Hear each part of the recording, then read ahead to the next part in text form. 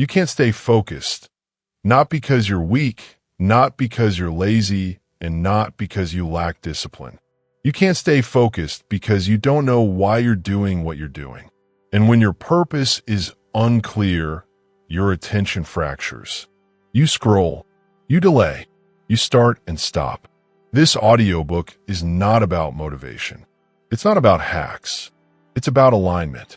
Because when your actions align with a deeper reason, focus stops being forced and starts being automatic. By the end of this, you will stop fighting your mind and start directing it. Chapter 1. Stop calling a distraction. Stop calling a distraction. That word is too small for what's actually happening. Distraction is not the problem. Distraction is the signal. You are not unfocused because your mind is broken. You are unfocused because your direction is unclear. A focused mind knows where it's going. When the destination is vague, attention scatters. This is not a personality flaw. It is not a discipline failure. It is a systems failure. Your brain is designed to conserve energy and seek relevance. When a task feels disconnected from meaning, the mind looks elsewhere, not out of rebellion, out of efficiency. You have a choice. You can keep fighting symptoms, or you can correct the cause. Most people fight symptoms. They block apps. They download productivity tools. They blame dopamine, social media, or willpower. None of that works for long, because it's not about distraction. It's about alignment. A focused mind knows where it's going. Repeat that until it settles. When you don't know why you're doing something, your attention has nothing to anchor to. So it drifts. It looks for stimulation. It looks for escape. That's not weakness. That's design. Here is the rule. Attention follows clarity. No clarity, no focus. High performers understand this. They don't start by increasing effort. They start by removing confusion. Before they work harder, they narrow the target. Before they push longer, they decide direction. They reduce options. They reduce noise. A focused mind knows where it's going. Look at any elite operator, an athlete, a surgeon, a military leader, a founder building something real. They are not focused because they are intense. They are focused because the mission is defined. They know what matters today. They know what is not. They know the cost of deviation. That's the key. When the mind understands consequence, it settles. When it doesn't, it wanders. You don't drift during things that matter. You don't scroll during emergencies. You don't procrastinate when stakes are real. So stop lying to yourself. The issue is not distraction. The issue is that what you are doing does not yet feel necessary. You have a choice. You can continue pretending this is about discipline, or you can correct alignment. Here is the first correction. Stop asking, how do I focus? Start asking, what am I aiming at right now? If the answer is unclear, stop working. Yes, stop. Working without direction trains distraction. Effort without clarity teaches the mind that attention is optional. That's not motivation. That's conditioning. It's not about effort. It's about direction. Here is a system. Simple, non-negotiable. Before any work session, answer 3 questions. On paper, not in your head. 1. What is the single outcome this work supports? 2. Why does that outcome matter in the next 6 months? 3. What happens if I don't do this? If you cannot answer those questions, you're not ready to focus. Do not force it. Clarify first. A focused mind knows where it's going. Most people avoid this step because it's uncomfortable. Clarity removes excuses. Clarity creates responsibility. Once you define direction, distraction becomes obvious. It stands out. It feels wrong. Until then, everything feels equal. Every notification competes. Every impulse wins. That's the cost of misalignment. You don't need their permission to take this seriously. You don't need consensus. You don't need validation. You need standards. Here is another rule. If everything matters, nothing gets focus. High performers limit scope aggressively. They choose fewer priorities, not more. They protect attention like a resource. You should do the same. Remove the idea that multitasking is progress. It isn't. It's avoidance disguised as productivity. A focused mind knows where it's going. When direction is set, focus becomes calm. Not intense. Calm. Intensity is a sign of resistance. Clarity removes resistance. That's the key. Now let's talk about effort. Most people think they lack focus because they can't sustain effort. That's backwards. They can't sustain effort because the effort isn't anchored to meaning. So the mind checks out. You have a choice. Force effort and burnout, or clarify purpose and stabilize attention. Here is the behavior change. Stop increasing effort when focus drops. Decrease scope instead. When your mind wanders, don't push harder. Make the task smaller. Make the outcome clearer. That trains precision, not exhaustion. A focused mind knows where it's going. This chapter is not telling you to try harder. It is telling you to think first. Focus is not a muscle you strain. It is a direction you align with. Once alignment is set, effort becomes sustainable. This is why high performers appear disciplined. They are not constantly resisting themselves. They are cooperating with clarity. That's the difference. You don't need more tools. You don't need hacks. You don't need external pressure. You need alignment. And alignment starts with honesty. If you're distracted, ask why the work matters. If the answer is weak, fix the reason before fixing behavior. That's the system. This chapter gives you the diagnosis. The next chapter gives you the mechanism. Because once you understand that attention follows meaning, the next question is unavoidable. Where does meaning actually come from? That's what we address next. Chapter 2. Your attention follows meaning. Your attention does not follow urgency. It follows meaning. Urgency shouts. Meaning pulls. Most people confuse the two. They live reacting to what feels loud instead of committing to what is necessary. That is why their focus collapses the moment pressure disappears. The brain does not lock onto what is urgent. It locks onto what is relevant for survival, identity, and future stability. That is first principle. Meaning creates gravity. Gravity creates focus. When meaning is strong, attention becomes stable. When meaning is weak, attention becomes restless. This is not a mindset issue. It is a biological response. The brain is always asking one question. Why does this matter? If it cannot answer, it looks for stimulation. Not pleasure. Stimulation. Scrolling. Snacking. Checking. Switching tasks. Not because the mind wants reward, but because it wants relief from emptiness. That's the key. When meaning is absent, the mind seeks movement. Any movement. You have a choice. You can keep blaming distractions, or you can strengthen meaning. Most people do neither. They increase urgency instead. Deadlines, pressure, fear. This works briefly, then it fails. Because urgency creates stress, not gravity. Stress narrows attention temporarily. Meaning anchors it long term. Meaning creates gravity. Gravity creates focus. Look at people who can work for hours without checking out. They are not more disciplined. They are more connected to consequence. They know what their actions support. They know what breaks if they stop. They know what future they are building or avoiding. That knowledge creates weight. Weight stabilizes attention.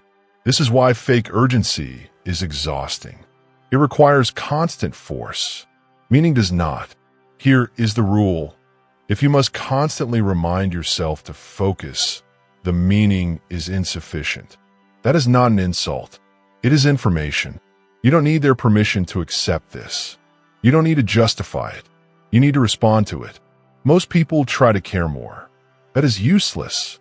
You cannot command meaning emotionally. You must build it structurally. That's the shift. It's not about passion. It's about connection. Meaning is created when an action is clearly connected to an outcome you respect. If that connection is vague, focus fails. So here is the system. Every task you expect sustained focus on must pass one test. Can you trace it forward? Not abstractly. Practically. What does this task support? What does it unlock? What does it prevent? If you cannot trace it forward, the mind will not stay. Meaning creates gravity. Gravity creates focus. High performers do this automatically. They don't ask if they feel like working. They ask what the work connects to. A surgeon does not need motivation to focus.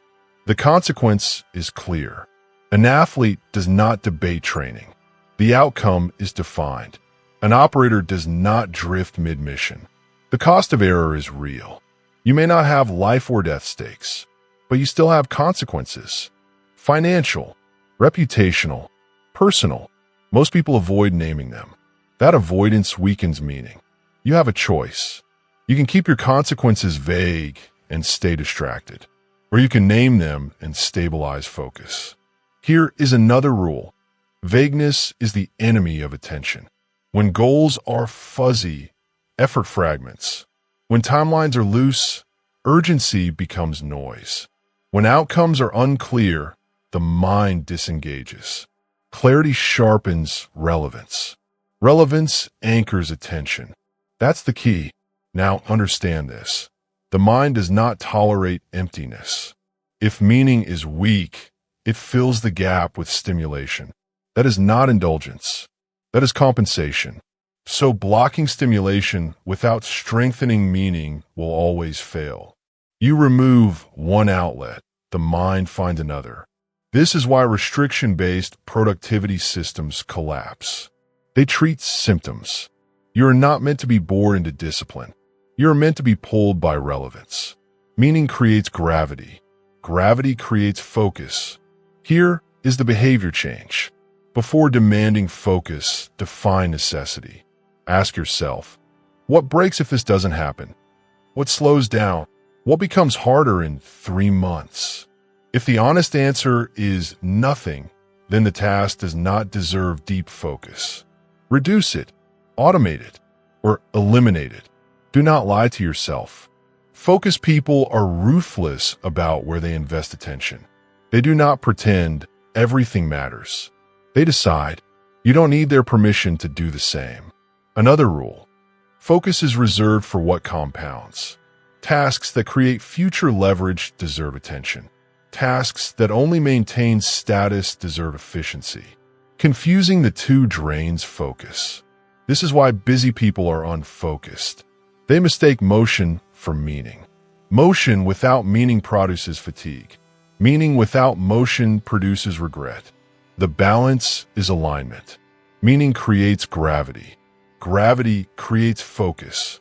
Now understand this clearly. You will never win against distraction by force. You will win by making distraction irrelevant. When the mind knows what matters, alternatives lose appeal. That is not self-control. That is prioritization. You have a choice. Live reactively, chasing urgency, or live deliberately, pulled by meaning. This chapter gives you the principle. The next chapter gives you the mistake most people make after learning it. Because once you understand meaning, there is a trap. Believing motivation will sustain it. It won't. Next, we remove that illusion. Chapter 3. Motivation is not the solution. Motivation is unreliable. It rises. It falls. It disappears without warning. If your progress depends on how you feel, your results will be inconsistent. That is not a theory. That is observable reality. Motivation is not the solution. It never was. Systems don't negotiate. Systems execute. Motivation is emotional. Systems are mechanical. Emotion fluctuates. Mechanics repeat. You have a choice. You can keep waiting to feel ready. Or you can build structures that move you whether you feel ready or not. Most people choose the first option. They wait. They hesitate. They delay. And every delay teaches the same lesson. Inaction is acceptable. Waiting to feel ready trains inconsistency into your identity. That's the key. Every time you postpone action because you lack motivation, you reinforce a pattern. The pattern is not, "I need motivation." The pattern is, "I don't act unless conditions are perfect." That is a dangerous identity. High performers do not wait to feel motivated. They wait for nothing. They act because the system says it is time to act, not because they feel inspired. Systems don't negotiate. Systems execute. Understand this clearly. Motivation is a reaction, not a foundation. Motivation often follows action, not the other way around. When action is systemized, motivation becomes irrelevant. When action is emotional, motivation becomes necessary. That's the difference. Most people try to manage motivation. They track it. They chase it. They protect it. This is wasted effort. Motivation is not something you control. Structure is. Here is the rule. Never depend on a state you cannot command. You cannot command motivation. You can command a schedule. You can command a process. You can command a minimum standard. That is where consistency comes from. Systems don't negotiate. Systems execute. Look at people who are consistently productive. Not intense. Consistent. They are not constantly energized. They are predictable. They show up at the same time. They work on the same inputs. They repeat the same behaviors. Not because they love it every day, but because it is decided. Decision removes debate. Debate drains focus. That's the key. Now, let's address a common lie. I'll start when I feel ready. Ready is a feeling. Feelings are unstable. If you wait for readiness, you are choosing delay. Whether you admit it or not, you have a choice. Let feelings dictate behavior, or let systems dictate behavior. Only one scales. Here is the system. Define a minimum viable action, not the ideal. The minimum, the smallest action that counts as showing up. When the time arrives, you execute that action. No expansion, no negotiation. If you do more, fine. If not, you stop. This does two things. It removes pressure. It preserves identity. You're no longer someone who tries when motivated. You're someone who executes a standard. Systems don't negotiate. Systems execute. This is how consistency compounds. Small actions, repeated, create trust with yourself. Trust creates confidence. Confidence reduces resistance. That sequence does not require motivation. It requires structure. Most people invert it. They chase confidence through motivation. It never stabilizes. Another rule: never raise standards before you stabilize systems. Ambition without structure creates burnout. Structure without ambition creates progress. Progress can be scaled. Burnout cannot. You don't need their permission to lower the bar temporarily. You need results, not approval. High performers think in terms of inputs, not outcomes. They control what they can repeat. They let results accumulate. That is systems thinking. Now understand this. Every time you rely on motivation, you teach your mind that discipline is optional. Every time you rely on systems, you teach your mind that action is normal. Normal behavior does not require motivation. It requires habit. Systems don't negotiate. Systems execute. Here is the behavioral shift. Stop asking, "Do I feel like it?" Start asking, "What does the system require right now?" If there is no system, build one. Simple, repeatable, unemotional. If the system is too complex, you will abandon it. Complexity is hidden negotiation. Simplicity removes escape routes. That's the key. Motivation will return. It always does. But when it does, it should amplify your system, not replace it. Motivation is fuel. Systems are the engine. Fuel without an engine goes nowhere. An engine without fuel still moves when pushed. You have a choice. Build a life that depends on feelings, or build one that runs on structure. This chapter removes the illusion.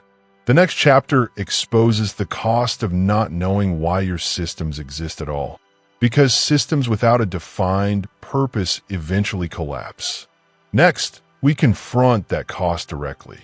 Chapter 4. The cost of an undefined why.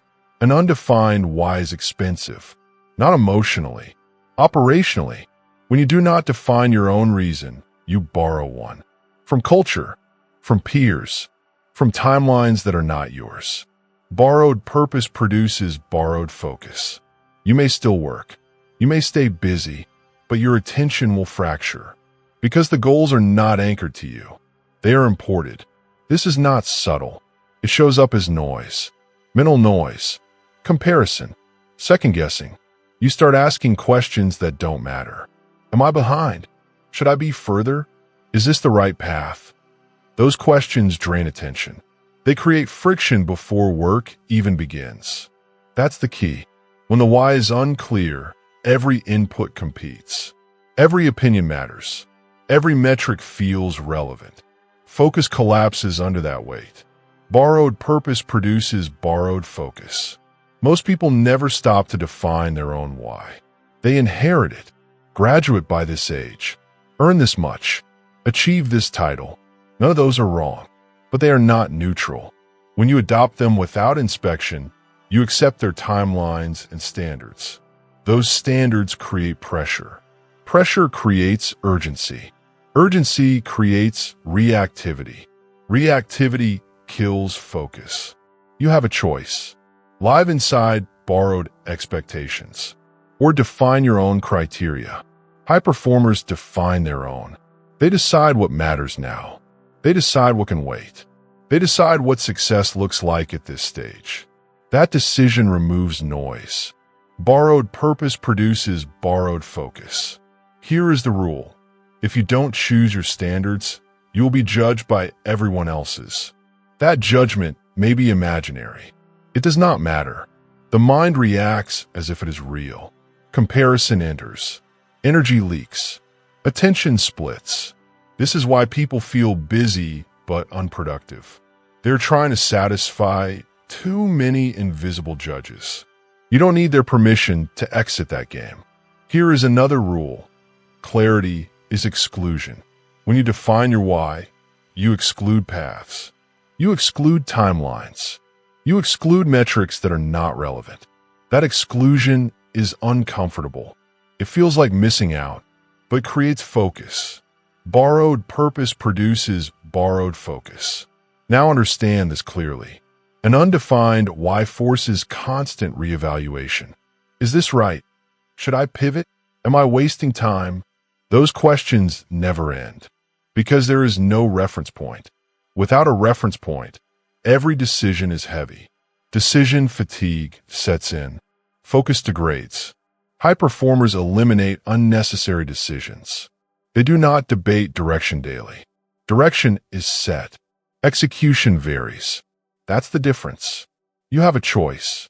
Redecide your life every week, or define a why that holds for years. Only one supports sustained focus. Here is the system. Write a working why, not a poetic one, a functional one. It must answer 3 questions. What am I building over the next 3 to 5 years? Why does that matter to me specifically? What am I willing to say no to in service of it? If it does not include exclusion, it is not a why. It is a wish. Borrowed purpose produces borrowed focus. Once the why is written, it becomes a filter. Tasks either support it or they don't. Opportunities either align or they distract. This reduces mental noise immediately. You stop chasing what looks impressive. You start executing what is relevant. That's the key. Now address the comparison problem directly. Comparison is not insecurity. It is misalignment. When your why is clear, other people's paths lose authority. They are data, not direction. Without a why, every success story feels like pressure. Every timeline feels like judgment. Focus cannot survive in that environment. You don't need their permission to stop comparing. You need your own criteria. Another rule: if your why is external, your focus will be unstable. External validation shifts. Trends change. Standards move. Internal criteria stabilize attention. This does not mean isolation. It means authorship. You author your direction. Others do not. Borrowed purpose produces borrowed focus. Understand this. An unclear why forces you to overconsume information. You research more. You ask more opinions. You hesitate longer. That feels responsible. It is not. It is avoidance disguised as diligence. Clarity reduces input. Reduced input sharpens focus. That's the sequence. Now, one more correction. Your why does not need to be permanent. It needs to be committed. You can revise later, but you must commit now. Indecision is the most expensive state. It drains time, energy, and attention. You have a choice. Commit imperfectly or drift indefinitely. Only one leads to focus. This chapter shows you the cost of not choosing. The next chapter shows you how to stop relying on choice at all. Because once your why is defined, you must protect it from daily decision-making. Next, we build systems that decide for you. Chapter 5, build systems that decide for you. Focus does not improve when willpower increases. It improves when decisions decrease. Every decision costs attention. Every choice creates friction. Friction drains focus before work even begins. High performers understand this. They do not rely on self-control. They rely on structure. Systems turn effort into default behavior. If it's not scheduled, it's not real. Most people start the day already fatigued, not from work, from deciding what to work on, when to start, how long to go, whether it's worth it. That debate destroys focus. You have a choice. Make decisions repeatedly, or make them once. Only one scales. Here is the rule. Focus is preserved by predecision. When decisions are made in advance, execution becomes mechanical. Mechanical execution requires less attention. Less attention waste means more sustained focus. That's the key. Systems exist to remove negotiation. If it's not scheduled, it's not real. A task without a time is an idea. Ideas do not create focus. Commitments do. Most people confuse intention with structure. They say they will work later. Later never arrives. High performers schedule work like an appointment, not with motivation, with reality. They do not ask if they feel ready. They look at the calendar. Systems turn effort into default behavior. Now understand this clearly. Willpower is a finite resource. Decision-making depletes it. Once depleted, distraction takes over. This is not weakness. It is physiology. So the strategy is not to strengthen willpower. It is to conserve it. That is done by systems. Here is the system. Choose fixed work blocks. Same time, same duration, same trigger. When a trigger occurs, work begins. No evaluation. No mood check. If it's not scheduled, it's not real. This trains the mind to associate time with action, not with choice. Over time, resistance drops. Focus stabilizes. That's the key. Most people over-design their systems. They create complexity. Complexity reintroduces decisions. A good system is boring, predictable, simple. Simplicity is not laziness. It is precision. Another rule. The best system is the one you repeat, not the one you admire. If a system requires daily enthusiasm, it will fail. If it requires daily decision-making, it will fail. It must run on minimum input. Systems turn effort into default behavior. Look at real-world operators. Athletes train at fixed times. Writers write at fixed hours. Executives run recurring reviews. Not because they lack flexibility, because they value focus. Flexibility is expensive. Structure is efficient. You don't need their permission to structure your life. You need results. Now address a common mistake. People schedule tasks. They do not schedule focus. They leave gaps. They leave options. Options invite distraction. If it's not scheduled, it's not real. Schedule deep work as a block. No multitasking. No interruptions. Protect it like an obligation. Because it is. Another rule: what you protect is what grows. Unprotected time is consumed. Always. Now understand this. Systems do not care how you feel. That is their strength. On good days, they prevent overextension. On bad days, they prevent collapse. Consistency is born here. Systems turn effort into default behavior. You may resist this. That resistance is information. It means you are attached to choice. Choice feels like freedom, but constant choice is a trap. It keeps you unstable. Structure is not confinement. It is leverage. You have a choice. Protect your right to decide constantly, or protect your ability to execute consistently. Only one produces focus. Here is the behavioral shift. Stop asking, when will I work on this? Decide once. Schedule it. Stop asking, do I have time today? Create the time. Defend it. If it's not scheduled, it's not real. This chapter gives you control over execution. The next chapter gives you control over energy. Because even the best systems fail if you leak attention through unnecessary noise. Next, we remove the noise by addressing silence. Chapter 6. Silence is a focus multiplier. Silence is not emptiness. Silence is containment. When you speak too early, you leak energy. When you explain your plans, you dilute commitment. When you seek acknowledgement, you fracture attention. Quiet work. Loud results. Most people do the opposite. They announce before they act. They explain before they execute. This feels productive. It is not. Explanation invites feedback. Feedback invites opinion. Opinion invites doubt. Doubt destroys focus. That's the key. The moment you explain your plans, your brain receives a substitute reward. Recognition replaces progress. Validation replaces execution. The system breaks. You have a choice. Work quietly and let results speak, or talk early and manage reactions. Only one preserves focus. Quiet work. Loud results.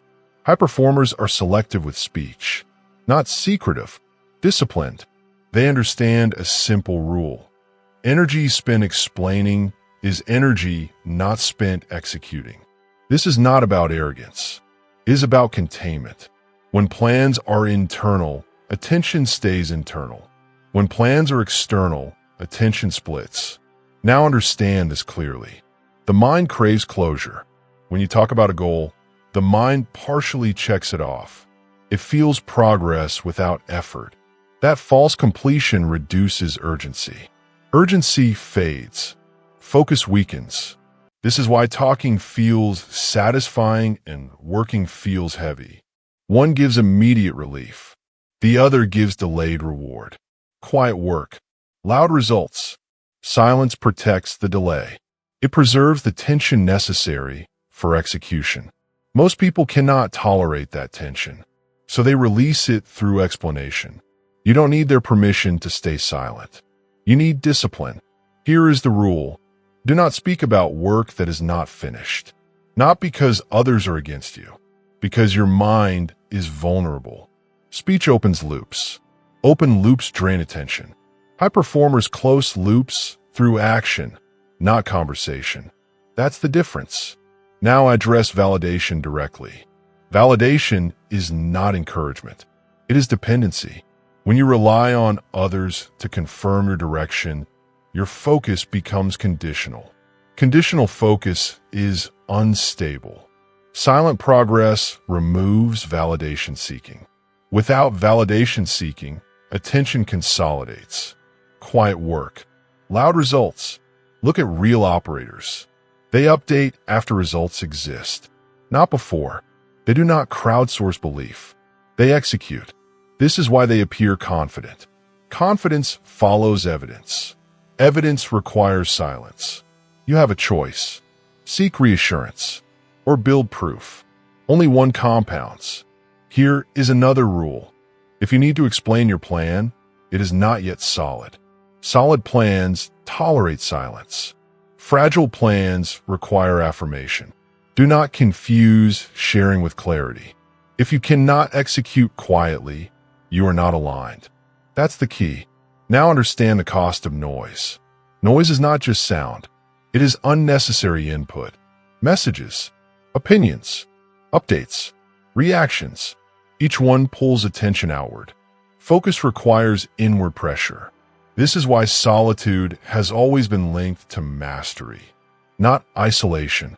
Containment, quiet work, loud results. Here is the system. Designate periods of non-disclosure. During these periods, you do not talk about your work. You do not explain it. You do not defend it. You execute. After the period ends, you review privately. Then, if necessary, you share outcomes. This removes performance anxiety. It removes comparison. It removes pressure to be impressive. Attention stabilizes. Another rule: silence is a filter. Only essential thoughts survive it. Only committed actions endure it. When everything must be spoken, nothing deep develops. You don't need their permission to stop narrating your life. You need results. Most people narrate because they are unsure. They seek alignment through conversation. High performers align first. They speak later. Quiet work. Loud results. Now address a subtle point. Silence does not mean secrecy from everyone. It means selectivity. You may need one accountable counterpart, one system check, one review mechanism. That is structure, not validation. There's a difference. Validation asks, is this okay? Structure asks, did this happen? One weakens focus. The other strengthens it. That's the key. Now look at how silence affects identity. When no one knows what you're working on, you cannot perform for approval. You must rely on standards. Standards sharpen focus. Approval fragments it. You have a choice. Be seen trying, or be unseen building. Only one creates leverage. Quiet work. Loud results. This chapter is not asking you to disappear. It is asking you to delay exposure. Exposure before results creates pressure. Pressure shifts attention from execution to perception. Perception management is expensive. Execution is efficient. Choose efficiency. Here is the behavioral shift. Before speaking, ask one question. Does this conversation increase execution or replace it? If it replaces it, remain silent. No explanation. No justification. You don't need their permission. This chapter removes external noise. The next chapter removes internal excess. Because even in silence, many people sabotage focus by trying to do too much. Next, we replace intensity with consistency. Chapter 7. Replace intensity with consistency. Intensity is not focus. It is a short-term spike. It consumes energy. It leaves the mind depleted. Most people confuse bursts of effort with progress. They overextend. They work long hours in high strain. They mistake struggle for achievement. That is not sustainable. It is unstable. It fractures attention. Consistency creates confidence. Confidence creates focus. High performers understand this. They do not chase intensity. They pursue reliability. They act predictably every day. Small, repeatable actions retrain the mind. They teach the brain to trust itself. Trust stabilizes attention. Trust eliminates hesitation. That's the key. Look at any expert. A writer producing pages daily. An athlete training the same routine for years. A leader meeting the same metrics without fail. None rely on emotional spikes. All rely on repeated, measured action. Here is the rule. If it cannot be repeated, it will not compound. Consistency builds momentum. Momentum builds confidence. Confidence secures focus. Intensity may feel productive. It may create temporary results, but results fade without habit. Attention collapses when energy wanes. You have a choice. Exhaust yourself chasing bursts, or build a system you can maintain. Small actions matter. Repeated actions matter more. Actions executed daily, without drama, train your mind to anticipate success. Consistency creates confidence. Confidence creates focus. Now address the internal narrative. People often justify intensity as discipline. I worked hard today, therefore I am disciplined. That is false. Discipline is not what you do once in a surge. Discipline is what you repeat when no one is watching. Discipline is predictable. Discipline is routine. Another rule: discipline is measured by repetition, not effort. This is why the all-in approach fails.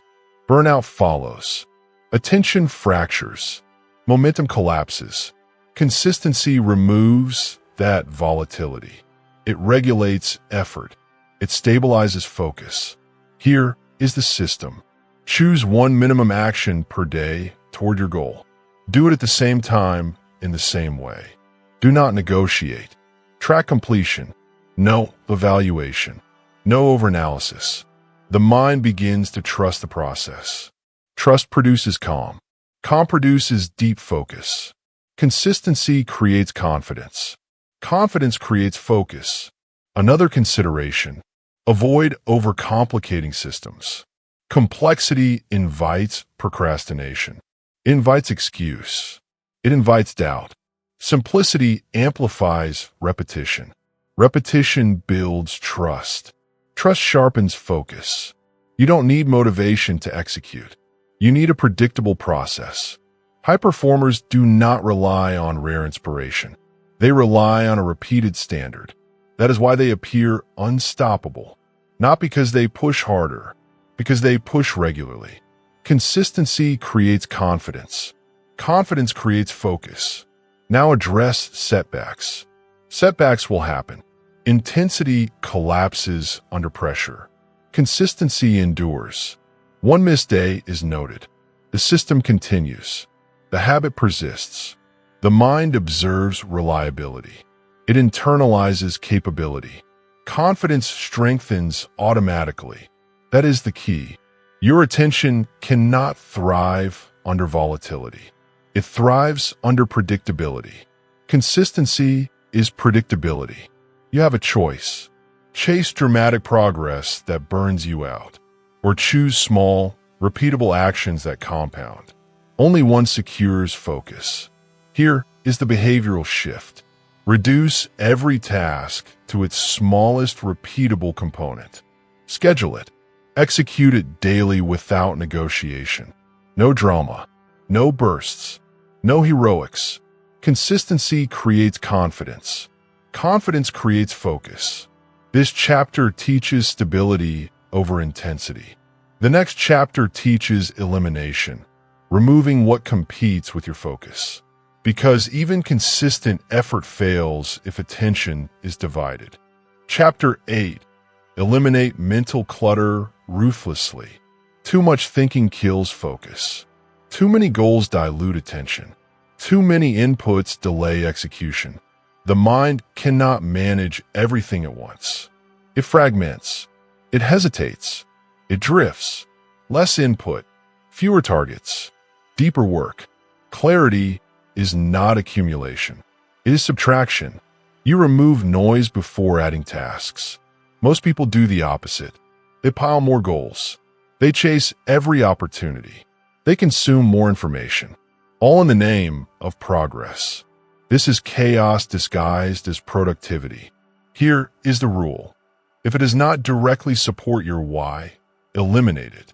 Every unimportant task is a leak. Every unnecessary input splits attention. Every distraction fragments energy. High performers ruthlessly remove clutter.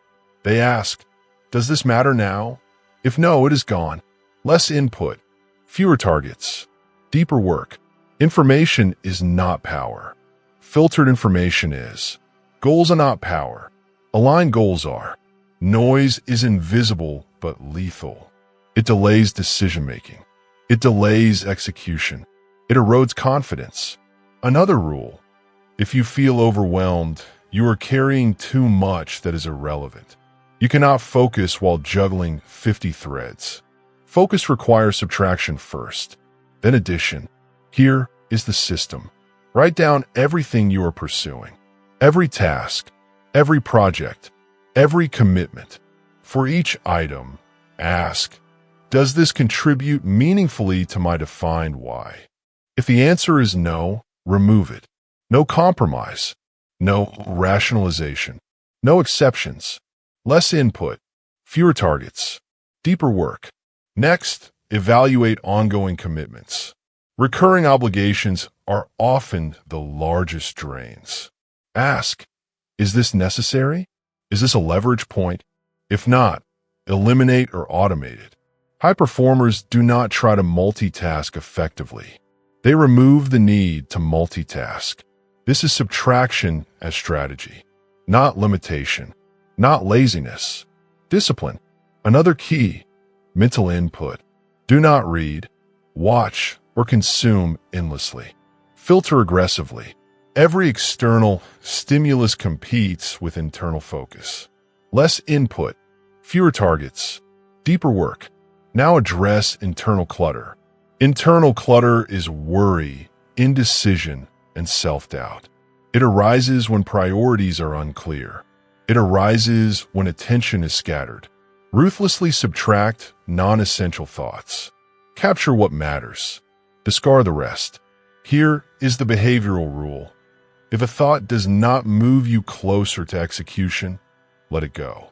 The mind obeys patterns.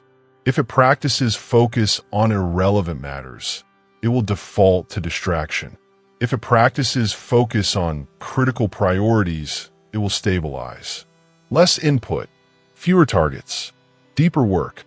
Most people fear reduction. They confuse subtraction with loss. They fear missing opportunities. That is illusion. Opportunities without clarity are wasted energy. Execution on fewer priorities produces leverage. High performers exploit leverage, not opportunity.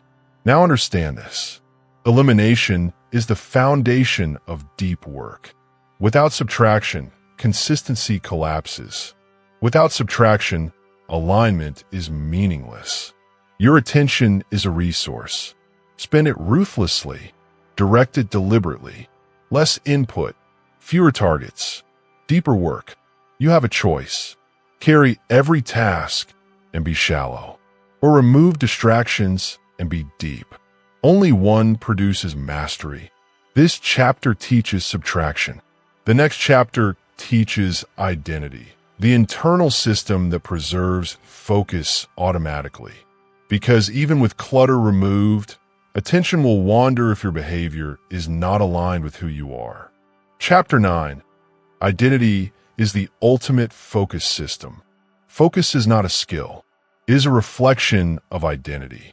You act in alignment with who you believe you are, not with what you want, not with what you hope, with what you accept as true about yourself. Focused people don't try to focus. They behave like focused people. Most people treat focus as effort. They chase it like a commodity. They negotiate with themselves daily. That is ineffective. Focus is not earned through willpower. It is expressed through identity. Here is the principle. When identity shifts, behavior follows without resistance. Consider an athlete. They do not ask, do I feel like training? They know they are a person who trains. Behavior aligns automatically. Consider a writer. They do not wait for inspiration. They know they are a person who writes daily. Pages are produced. Focus is effortless. Focused people don't try to focus. They behave like focused people. Identity creates leverage. It reduces negotiation. It eliminates debate. It replaces effort with default action. Most people fail here. They identify as someone who tries to focus. Try is weak. Try is conditional. You cannot borrow identity. You cannot imitate it superficially. You must internalize it. Here is the rule. Decide who you are, then act in accordance with that decision. Behavior reinforces identity. Identity reinforces behavior. It compounds silently. Every time you act in alignment with your declared identity, trust builds. The mind observes. It internalizes consistency. Resistance decreases. Focused people don't try to focus. They behave like focused people. Now address a common mistake. Many people define identity externally. I am successful if others approve. I am productive if others see my work. That is borrowed identity. It fractures focus. It requires constant negotiation. Internal identity is unshakable. It does not seek validation. It does not wait for recognition. It directs action automatically. Here is a behavioral system. Step 1. Declare a functional identity, not aspirational. Practical, aligned with your why. Step 2. Define daily behaviors that reinforce that identity, not goals, actions, repeatable actions. Step 3. Execute regardless of feeling. Every repetition strengthens the identity. Every deviation weakens it. Focused people don't try to focus. They behave like focused people. This is why systems alone are insufficient. Without identity, rules feel burdensome. Without internal alignment, execution requires constant negotiation. Identity removes negotiation.